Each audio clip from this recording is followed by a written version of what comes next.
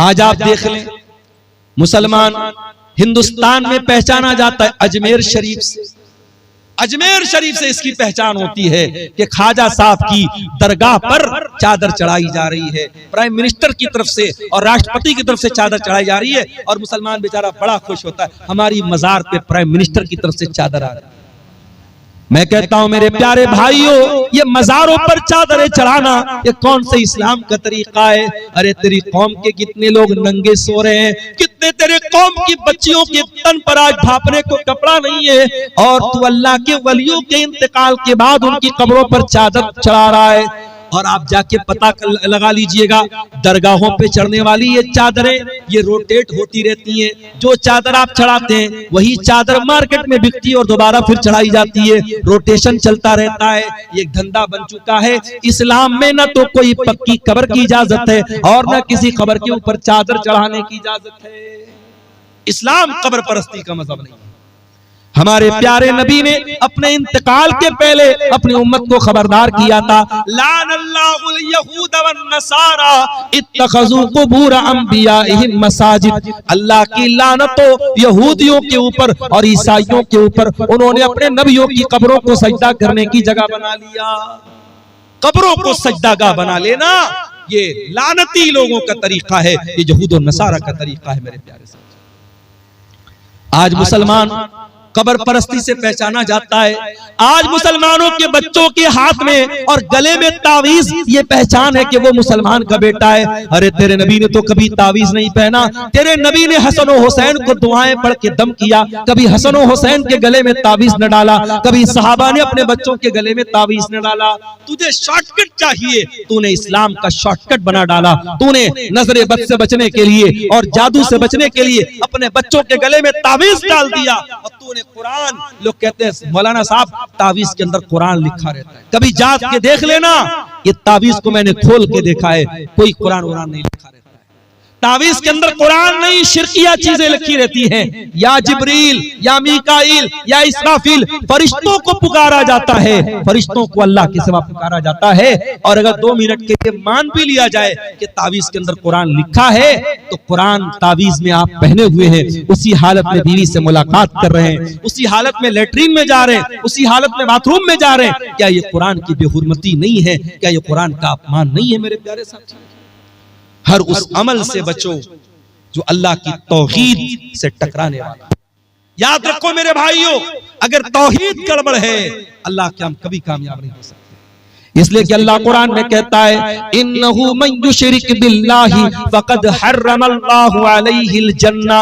जो अल्लाह के साथ शिर्क करेगा उसके ऊपर अल्लाह ने जन्नत को हराम कर दिया है। व मअवाहुन नार, और ऐसे इंसान का ठिकाना जहन्नम है। व मा लिज़्ज़ालिमीन मिन अंसार, और शिर्क करने वालों का कोई मददगार नहीं होगा, मुशरिक का कोई मददगार नहीं। लोग कहते हैं ना सरकार का दामन पकड़ लेंगे, सरकार का दामन पकड़ लेंगे। अरे नबी का दामन और नबी की शफाअत किसी मुशरिक को नसीब नहीं होगी। अल्लाह के प्यारे नबी फरमाते हैं, कयामत के दिन मैं उसी के हक में शफाअत करूंगा जो मेरी तौहीद पर कायम, जो अल्लाह की तौहीद पर कायम होगा, जो ला इलाहा इल्लल्लाह के ऊपर कायम है। इसीलिए तौहीद की हिफाजत करो मेरे प्यारे साथियों, मरते दम तक कभी शिर्क न करना। ला तुशरिक बिल्लाह, अल्लाह के नबी ने मुआज इब्ने जबल को वसीयत की थी, ऐ मुआज इब्ने जबल, अल्लाह के साथ किसी को शरीक मत करना। व इन कुतिलता औ हुर्रिकता, तुम्हें कत्ल कर दिया जाए, तुम्हें जला दिया जाए, जल जाना, कत्ल हो जाना, मगर अल्लाह की जात के साथ किसी को शरीक न करना, शिर्क मत करना। मेरे प्यारे साथियों, अपनी पेशानी को अल्लाह के सिवा किसी और के दर पे मत चुकाना। और याद रखो, अगर ये शिर्क हो गया और बगैर तौबा किए इंसान दुनिया से चला गया तो अल्लाह क्या उसकी माफी नहीं। इन्नल्लाह ला यगफिरु अन युशरक बिही व यगफिरु मा दून ज़ालिका लिमन यशा। जो दुनिया से शिर्क करके चला गया और शिर्क की हालत में मर गया, अल्लाह फरमाता है उस मुशरिक की हम मग़फ़िरत नहीं करेंगे, मुशरिक की अल्लाह ताला के माफी नहीं। अच्छा, मैं एक मिसाल से बात करता हूँ। मकान आपका है, घर आपका है, कोई दूसरा आकर के आपके मकान पे कब्जा कर ले और आपके मकान को अपना मकान कहे, क्या आप गवारा करेंगे? आपकी बीवी निकाह आप करके लाए और आपके बजाय किसी और को शौहर माने, क्या आप गवारा करेंगे? नहीं नहीं, मेरी बीवी है, मेरे अलावा किसी और को नजर भर के देखे हम तो ये भी गवारा नहीं करेंगे।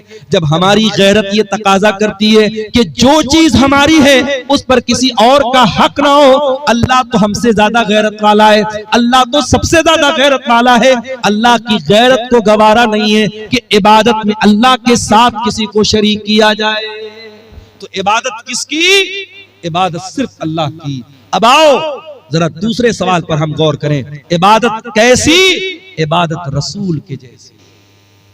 आज एक नमाज आप पढ़ते हैं, किसी मस्जिद में चले जाओ, कोई सीने पर हाथ बांध रहा है, दूसरी मस्जिद में चले जाओ नाफ के नीचे हाथ बांध रहा है, तीसरी मस्जिद में चले जाओ हाथ छोड़ के नमाज पढ़ रहा है। एक नमाज इस्लाम की इबादत है, 36 तरीके से नमाज पढ़ी जा रही है, हर मस्जिद में एक नया तरीका है। एक मस्जिद में गए, अस्सलामु अलैकुम व रहमतुल्लाह, अस्सलामु अलैकुम व रहमतुल्लाह कहने के बाद इमाम साहब और मुक्तदी लोग जोर से कहते अल्लाहु अकबर, अस्तगफिरुल्लाह, अस्तगफिरुल्लाह, अस्तगफिरुल्लाह। दूसरी मस्जिद में गए, इमाम ने सलाम फेरा, जल्दी से हाथ उठाया, इमाम दुआ करने लगा, पीछे मुक्तदियों ने भी हाथ उठाया और इमाम की दुआ पर आमीन कहा। नमाज के तरीके में इतना मतभेद क्यों है? नमाज के तरीके में इतना फर्क क्यों है? क्यों अपने अपने मसलक की तरीके की नमाजें बना के आपने रखी है? आओ मेरे प्यारे साथियों, आज इस स्टेज से, मदरसा इस्लाहिया के इस स्टेज से आपको इत्तेहाद की दावत देता हूं, आपको एकता की दावत देता हूं। आओ नमाज का वो तरीका चलेगा जो जनाब मोहम्मद रसूलुल्लाह सल्लल्लाहु अलैहि वसल्लम ने बयान किया। और आपने फरमाया सल्लू कमा रायतुमूनी उसल्ली, ऐ मेरी उम्मत के लोगों उस तरीके पर नमाज पढ़ते रहो जिस तरीके पर तुमने नमाज मुझको पढ़ते हुए देखा है। नबी का ये कहना कि मेरे तरीके पर नमाज पढ़ते रहो, नबी का ये कहना इस बात की दलील है कि कयामत तक वो तरीका महफूज रहेगा। और आज भी हदीस की किताबें बताती हैं कि अल्लाह के नबी जब तशहुद में बैठते थे तो कहां पर उंगली हिलाते थे, कहां पर उंगली को हरकत देते थे। जब आप रुकू में जाते थे तो घुटनों को कैसे पकड़ा करते थे, जब आप सजदे में जाया करते थे तो आपकी नाक जमीन पर होती थी कि नहीं थी, आपकी पेशानी जमीन पर होती थी या नहीं थी। एक एक तरीका आपका नमाज का हदीस की किताबों में मिलेगा। तो इबादत कैसी? इबादत रसूल के जैसी। ये इतना नाजुक मामला है कि आप इसमें कोई फेर बदल नहीं कर सकते। चलिए एक मिसाल आपको देता हूं, बहुत प्यारी मिसाल है, इसको जरा गौर से समझिए। हदीस कहां पर है? बुखारी में भी है, मुस्लिम में भी है। रावी कौन है? बरा इब्ने आजिब कहते अल्लाह के प्यारे नबी ने मुझसे फरमाया इज़ा तैत मज़जाका, ऐ बरा जब तुम बिस्तर पे सोने जाओ तो पहले तुम वजू कर लिया करो। हमारे पास कुछ औरतों का फोन आया, मौलाना साहब बड़े डरावने सपने आते हैं, मौलाना साहब रात में डरावने सपने आते हैं, जिन्नात परेशान करता है, जादू से परेशान है। चलो एक तरीका तुमको बता रहा हूं, कभी जिन्नात परेशान नहीं करेंगे।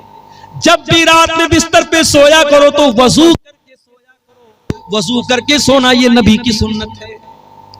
नबी अकरम ने फरमाया कि ऐ बरा जब तुम बिस्तर पे सोने जाओ तो वजू कर लो। कौन सा वजू? जो नमाज के लिए करते हो, जो जनरल वजू है, जो आम तरीका है वजू करने का। और उसके बाद अपने दाहिनी करवट लेट जाओ और ऐ बरा इब्ने आजिब अब मैं जो दुआ सिखा रहा हूं उस दुआ को तुम पढ़ करके सो जाओ। कौन सी दुआ है? अल्लाहुम्मा अस्लम वफ़व्वज़्तु अम्री इलैक व अलजातु ज़हरी इलैक रग़बतन व रहबतन इलैक ला मलजा वला मनजा मिनका इल्ला इलैक आमनतु बिकिताबिकल लज़ी अंज़लता व बिनबिय्यिकल लज़ी अरसलता। नबी ने ये दुआ सिखाई। दुआ का मतलब क्या हुआ? यही तो बड़े अफसोस की बात है, हम दुआएं पढ़ते हैं, दुआओं का मतलब भी जानने की कोशिश नहीं करते। कितनी प्यारी दुआ है, अल्लाहुम्मा अस्लमतु नफ्सी इलैक, ऐ अल्लाह मैं बिस्तर पे सोने जा रहा हूँ, नहीं मालूम सुबह जिंदा उठूंगा कि नहीं उठूंगा। हाय अल्लाह, मैं अपने आप को तेरे हवाले करके जा रहा हूँ। वफ़व्वज़्तु अम्री इलैक, और अल्लाह मेरी तिजोरी में कितना पैसा है, मेरे बच्चों का क्या बनेगा, मेरी बीवी का क्या बनेगा, मेरे जो भी मामलात हैं हाय अल्लाह मैं तेरे हवाले करके जा रहा हूँ। रग़बतन व रहबतन इलैक, हाय अल्लाह मैं तुझसे डरता भी हूँ और तेरी रहमत की उम्मीद भी रखता हूँ। तेरे अजाब का डर भी मेरे सीने में है और तेरी रहमत की उम्मीद भी मेरे दिल में है। और ऐ अल्लाह आमनतु बि ला मलजा वला मनजा मिनका इल्ला इलैक, ऐ अल्लाह तू जिसको पनाह दे दे, तू जिसको पनाह न दे उसको कोई पनाह देने वाला नहीं, तू जिसको नजात न दे उसको कोई नजात देने वाला नहीं। आमनतु बि किताबिकल लज़ी अंज़लता, ऐ अल्लाह मैं तेरी किताब पर ईमान लाता हूँ जो किताब तूने उतारी है। व बि नबिय्यकल लज़ी अरसलता, और मैं तेरे नबी पर ईमान लाता हूँ जिस नबी को तूने रसूल बना के भेजा। ये है दुआ का तर्जमा, दुआ का अनुवाद जो थोड़ा सा मैंने आपके सामने किया है। अब जरा गौर से सुनिए, नबी ने दुआ सिखाई, कहा कि ऐ बरा दाहिनी करवट लेट जाना वजू करके और ये दुआ पढ़ लेना, उसके बाद कुछ मत कहना, सो जाना। अगर उसी हालत में तुम मर गए मुत्ता अलल फितरा, तो तुम फितरत पर मरोगे, जन्नत में जाओगे। अगर ये दुआ पढ़ के मर गए तो जन्नत में जाओगे, जन्नती तुम्हारी जन्नत पक्की हो जाएगी। अगर इस दुआ को पढ़ के इसी अकीदे पर तुम दुनिया से चले। सहाबा के जमाने में मोबाइल तो नहीं था, साउंड रिकॉर्डर तो नहीं था, जल्दी से रिकॉर्ड कर लिया जाए। सहाबा तो सुन के याद करते थे। आज हमारे पास कितनी सहूलत है मेरे भाई। आज आपने ये दुआ सुनी है, मैंने जल्दी जल्दी दुआ सुनाई है। अगर आप इस दुआ को बाद में याद करना चाहें तो यूट्यूब पर आ जाएगी, आप धीरे धीरे सुन के किसी कॉपी पे नोट करके भी याद कर सकते हैं। सहाबा तो ऐसा नहीं कर सकते थे। हजरत बरा कहते हैं मैं जल्दी जल्दी इस दुआ को दोहराने लगा, मैं रिपीट करने लगा इसको याद करने के लिए। जब मैं दोहराने लगा तो पूरी दुआ तो मैंने सही पढ़ी, बस एक जगह थोड़ी सी गलती मुझसे हो गई। नबी ने क्या दुआ सिखाई थी? आमनतु बि किताबिकल लज़ी अंज़लता व बि नबिय्यिकल लज़ी अरसलता, मैं अल्लाह की किताब पर ईमान लाता हूँ और अल्लाह के नबी पर ईमान लाता हूँ। मेरे मुंह से नबी की जगह रसूल का लफ्ज़ निकल गया, व बि नबिय्यिकल लज़ी की जगह व बि रसूलिकल लज़ी का लफ्ज़ निकल गया। एक लफ्ज की मिस्टेक हो। और उलमा जानते हैं कि नबी और रसूल में बड़ा बारीक सा फर्क है, कोई बहुत खास फर्क नहीं। थोड़ा सा डिफरेंस हो गया, सहाबी के मुंह से नबी की जगह रसूल का लफ्ज निकला। नबी ने इतना भी गवारा नहीं किया। नबी ने कहा बरा रिपीट कर, दोबारा पढ़, तूने सही नहीं पढ़ी है, तुझे वही पढ़ना पड़ेगा जो मैंने सिखाया। इबादत किसकी? सिर्फ अल्लाह की। और इबादत कैसी? इबादत रसूल के जैसी। रमजान आने वाला है, रमजान के बाद एक सदका हम देते हैं, उसको सदका फित्र बोला जाता है। आपके यहां भी सदका फित्री बोलते, कहीं की फितरा भी बोलते हैं। तो ये जो फितरा होता है ये कब देना है? बोलो भाई, ईद की नमाज के पहले देना है या बाद में देना है? पहले देना है। अब जरा गौर से सुनना, अल्लाह के नबी फरमाते हैं मन अद्दाहा क़ब्ल सलाती फहिया ज़कातुन मक़बूलतुन, जिसने सदक़े फित्र ईद की नमाज के पहले दिया उसका सदक़े फित्र कबूल होगा, और जिसने ईद की नमाज के बाद दिया उसका सदक़े फित्र कबूल नहीं होगा। फॉर एग्जाम्पल, मेरे परिवार में 10 लोग हैं, हम भाई बहन मेरी बीवी बच्चे सब मिला के मिसाल दे रहा हूँ 10 लोग हैं। अब मान लो 2.5 किलो मुझे अनाज देना है सदक़े फित्र में। अब 2.5 किलो 10 लोगों की तरफ से कितना हो गया? 25 किलो। अब मान लो ईद अगले दिन है और आज रात में मैं गल्ला लेने गया, अनाज लेने गया, दुकान बंद हो गई। अब मैंने कहा यार तो बहुत लेट हो गया, क्या करें, चलो सुबह देखते हैं। सुबह फजर की नमाज पढ़ी, ईदगाह गया, ईद की नमाज पढ़ी। उसके बाद दुकान खुली गल्ले वाले की। मैंने कहा एक काम कर भाई, तू 50 किलो अनाज दे दे मुझे 25 देना था, मैं डबल दे रहा हूं, 50 दे रहा हूं। लेकिन अल्लाह के नबी फरमाते हैं कि आपने ईद की नमाज के बाद में दिया तो आपको सदक़े फित्र का सवाब नहीं मिलेगा। क्वांटिटी डबल हो रही है, मैं डबल मात्रा में दे रहा हूं, मगर वो सवाब नहीं मिलेगा। सिर्फ 15 मिनट का फर्क पड़ गया। नमाज के पहले देता तो सदका फित्र कबूल हो जाता, नमाज के बाद दे रहा हूं तो कबूल नहीं होगा। ये है शरीयत। इबादत कैसी? इबादत रसूल के जैसी। आप टाइमिंग भी जरा सी चेंज करेंगे तो इबादत अल्लाह के कबूल। एक और मिसाल देता हूं।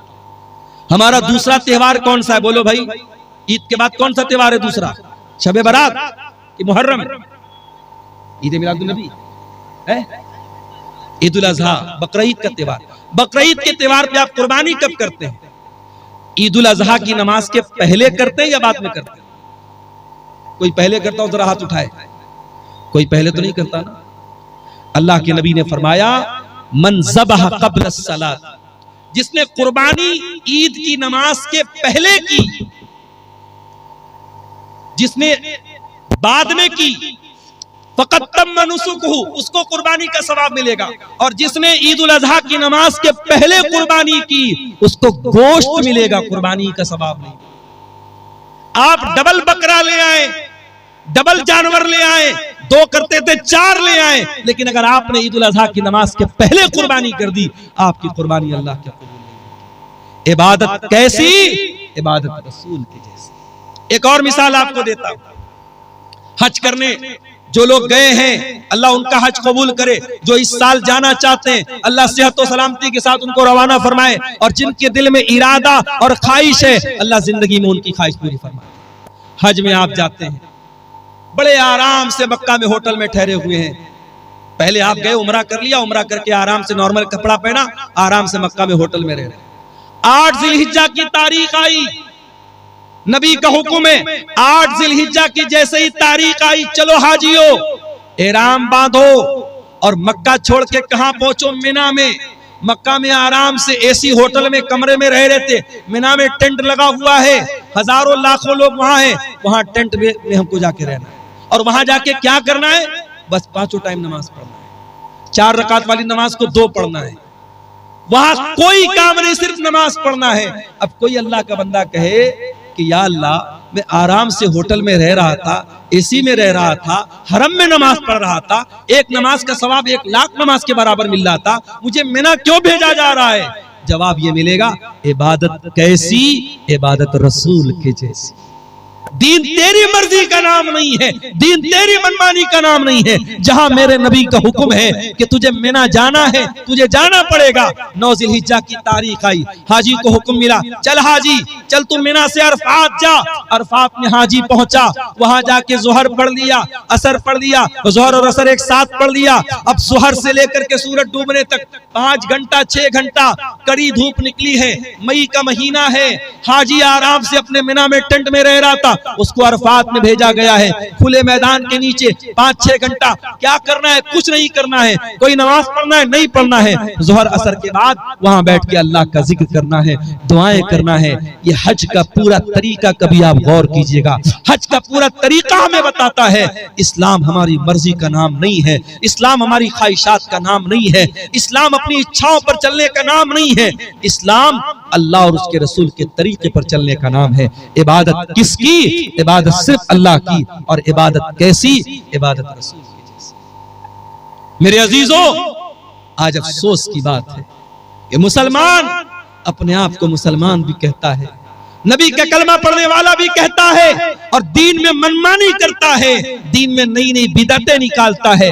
मुसलमान भूल गया, उसके नबी अपने हर खुतबे में कहते थे, व शर्रुल उमूरि मुहदसातुहा व कुल्लु मुहदसतिन बिदा व कुल्लु बिदअतिन ज़लाला व कुल्लु ज़लालतिन फिन्नार। दीन के अंदर हर नया काम बिदात है और हर बिदत गुमराही है, और हर गुमराही जहन्नम में लेकर के जाने वाली है। ये बिदतें हमारा दुनिया में भी जीना हराम कर रही हैं। अभी मैं नौगछिया से आपके कटिहार आ रहा था, मुझे किसी ने बताया वहां पे कोई उर्स हो रहा है। उर्स जानते हो?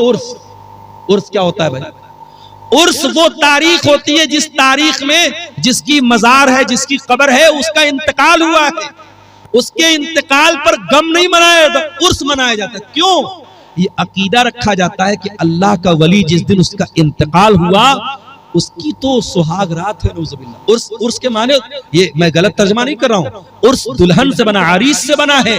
गोया कि वो अल्लाह से मुलाकात कर रहा है, अपने महबूब से मिल रहा है, उसकी शादी की रात है, उस खुशी में उर्स मनाए। अस्तगफिरुल्लाह, ये है उर्स की हकीकत। और मुसलमान आज उर्स मना रहा है, पूरा नौगछिया का पूरा रोड जाम है।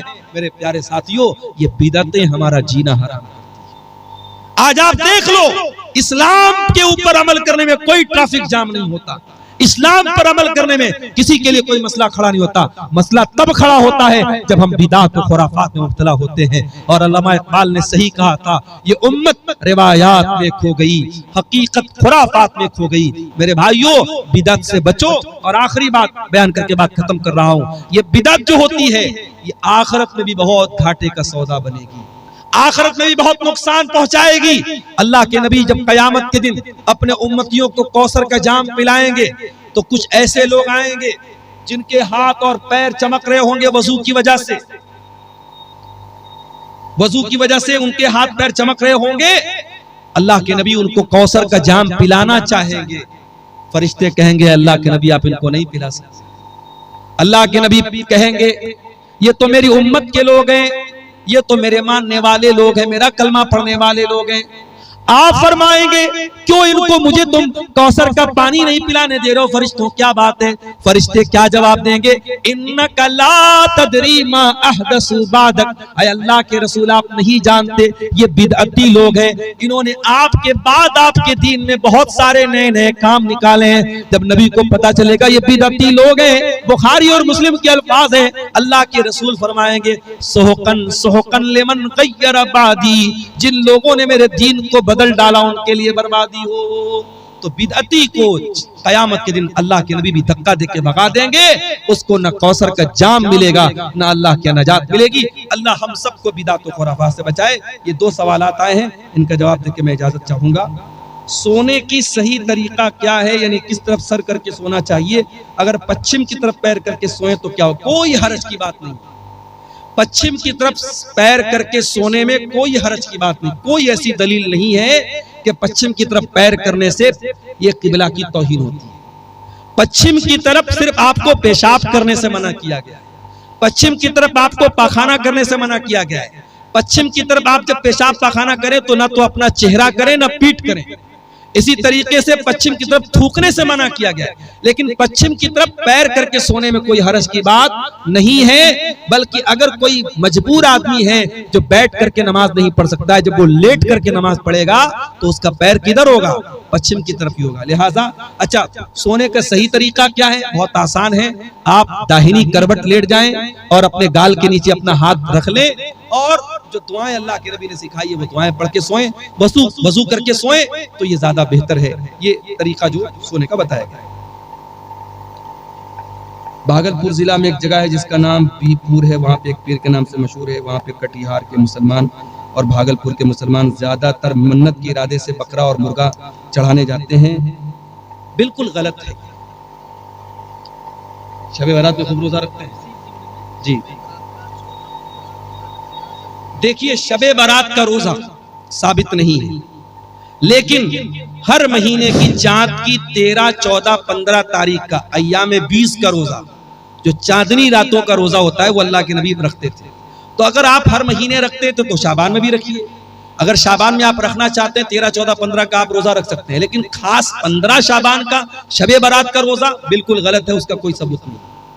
इसी तरीके से भी ये जो भाई ने बताया बीरपुर में जाके मुर्गा और बकरा चढ़ा रहे, बिल्कुल गलत है, हराम है। वमा उहिल्ल बिही लिगैरिल्लाह, अल्लाह के सिवा किसी और के नाम से अगर जानवर ज़बा हो रहा है, शिर्क है। ना तो उस जानवर का गोश्त खाना जायज है, और ऐसा करना अल्लाह के साथ शिर्क करना है। जिस तरीके से नमाज इबादत है, रोजा इबादत है, उसी तरीके से जानवर ज़बा करना भी इबादत है। जानवर आप सिर्फ अल्लाह के नाम से ही ज़बा कर सकते हैं। इसलिए जो मैकडॉनल्ड में जाके चिकन खाते हो, पता लगा लो कि वो ज़बा वाला जानवर है कि नहीं है। अगर मैकडॉनल्ड में झटका वाला है या मशीन के जरिए काटा गया